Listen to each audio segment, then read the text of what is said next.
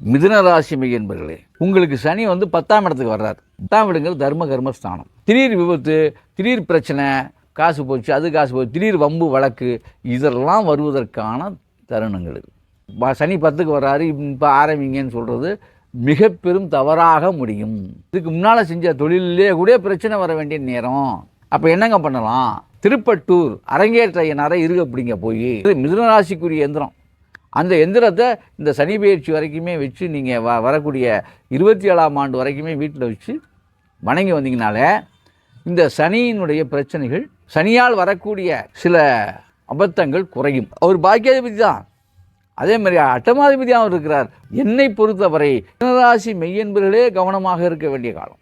2.5 ஆண்டுகளை துன்பத்தை நீக்கி இன்பமாக கடப்பதற்கு இனிய வழி, நான் சொன்ன வழி தான். இந்த 2 தெய்வங்களும் இருக்கப்பட்டிருக்கீங்க. கண்டிப்பாக கருணையே உருவான அந்த தாய் உங்களுக்கு அருளாசி பண்ணுவா. உடைன்னு பார்க்கும்போது பச்சை உடை உங்களுக்கு சால சிறந்தது. மரகத பச்சைன்னு சொல்லுவாங்க, அது உங்களுக்கு யோகத்தை கொடுக்கக்கூடியது. பாசிப்பேர் கூட கொஞ்சம் மடித்து நீங்கள் பாக்கெட்டில் போட்டுக்கலாம். உங்களுடைய ராசிநாதனுடைய ஆற்றலை அது பெருக்கி கொடுக்கும். புதனை நீங்கள் இருக்கப்பட்டீங்கன்னா உங்கள் ராசிக்கு அதிபதியாக உங்களுக்கு நிறைய சகாயங்களை கொடுப்பாராக. புதனை இருக்கப்பற்றி கொள்ள வேண்டும். அப்போ புதனை இருக்கப்பட்டுனா என்ன செய்யணும் அப்படின்னா, பச்சை பாசிப்பயிறு, புதனுடைய வஸ்திரம் சொல்லக்கூடிய அந்த பச்சை கலரு, இதெல்லாம் உங்களுக்கு புதனுடைய ஆற்றலை மேம்படுத்தி கொடுக்கும்.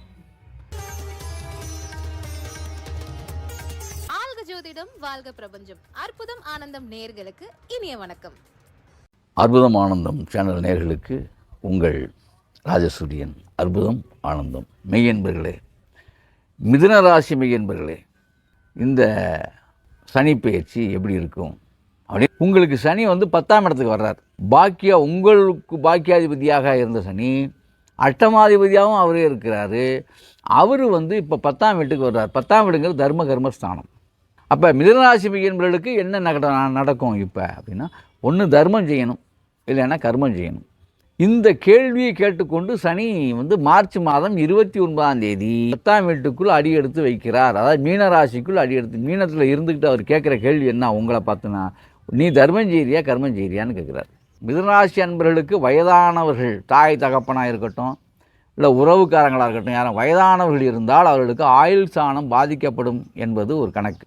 சில பிரச்சனைகளுக்கான தீர்வு நீங்கள் நிறைய தர்மஸ்தானங்களுக்கு, அதாவது கோயில் குளங்களுக்கு சென்று தர்மங்கள் நிறைய பண்ண வேண்டிய காலகட்டங்கள். உதவிகள், முதியோர் இல்லம், இதுக்கெல்லாம் போயிட்டு நீங்கள் செய்யணும்.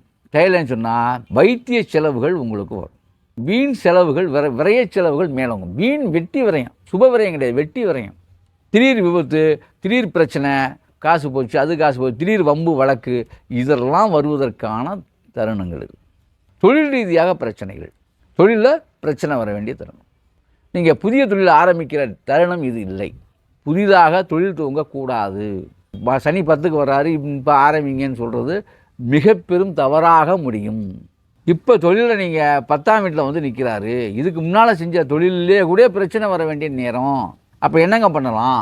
திருப்பட்டூர் அரங்கேற்ற ஐயனாரை இருக பிடிங்க போய், திருச்சி மாவட்டத்தில் இருக்குது, திருப்பட்டூருங்கிற இடத்துல இருக்கக்கூடிய 3400 ஆண்டுகள் பழமையான ஆலயம் அது. அவரை போயிட்டு நீங்கள் உங்களுடைய ராசி நாளான புதன்கிழமை அன்னைக்கு போகணும்.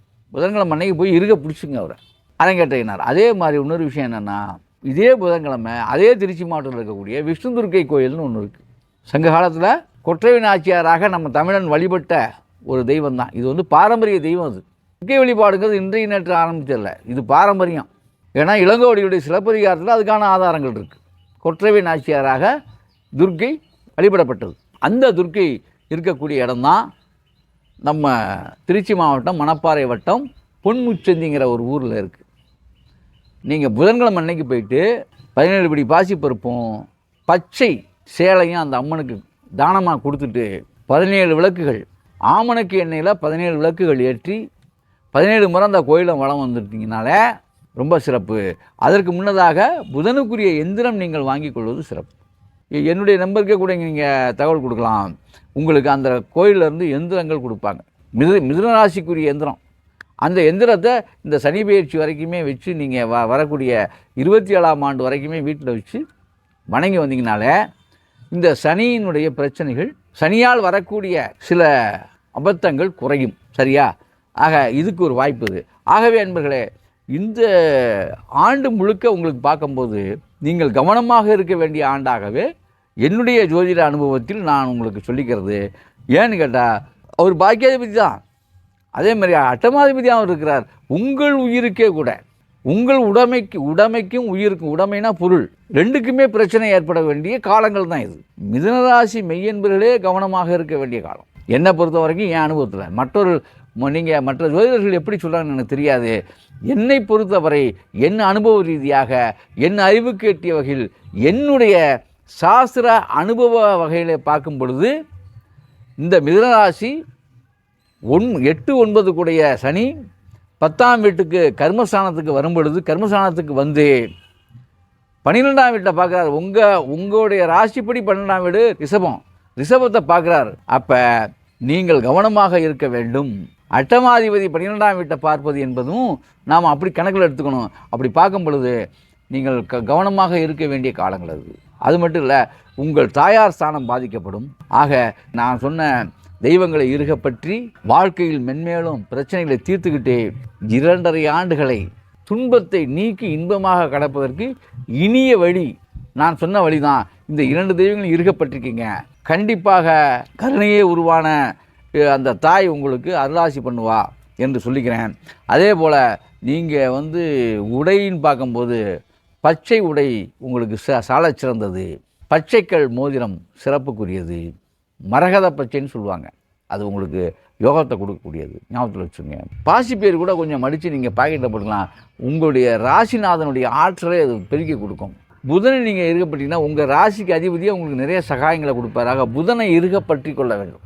அப்போ புதனை இருக்கப்பட்டுனா என்ன செய்யணும் அப்படின்னா, பச்சை பாசிப்பயிறு, புதனுடைய வஸ்திரம் சொல்லக்கூடிய அந்த பச்சை கலரு, இதெல்லாம் உங்களுக்கு புதனுடைய ஆற்றலை மேம்படுத்தி கொடுக்கும். அது மட்டும் இல்லை, புதனுக்குரிய சக்கரங்கள், புதனுக்குரிய அந்த எந்திரத்தை நீங்கள் அந்த ஆலயத்தில் கொடுப்பாங்க. நீங்கள் முன்கூட்டியே பதிவு செய்யணும், முன்கூட்டியே சொல்லணும். இப்போ இதில் கீழே என்னுடைய நம்பர் போயிட்டுருக்கோம். நீங்கள் தகவல் சொல்லிட்டீங்கன்னா உங்களுக்கு அந்த ஆலயத்தில் இதெல்லாம் நீங்கள் தானம் கொடுத்துட்டு வரும்பொழுது அந்த எந்திரமும் தரப்படும். அந்த எந்திரத்தை நீங்கள் வாங்கிக்கலாம். அந்த எந்திரம் புதனுடைய ஆற்றலை உங்களுக்கு அதிகப்படுத்தும். நல்ல மாற்றங்களை, மிதுன ராசிக்குரிய ஆற்றலை அதிகப்படுத்தக்கூடிய போற்றுதலுக்குரியதான் அந்த எந்திரம். அந்த எந்திரத்தை நீங்கள் பெற்று வாழ்க்கையில் மென்மேலும் சிறப்படைய எல்லாம் வல்ல பிரபஞ்சத்தை வேண்டி விடைபெறுகிறேன். அற்புதம், ஆனந்தம்.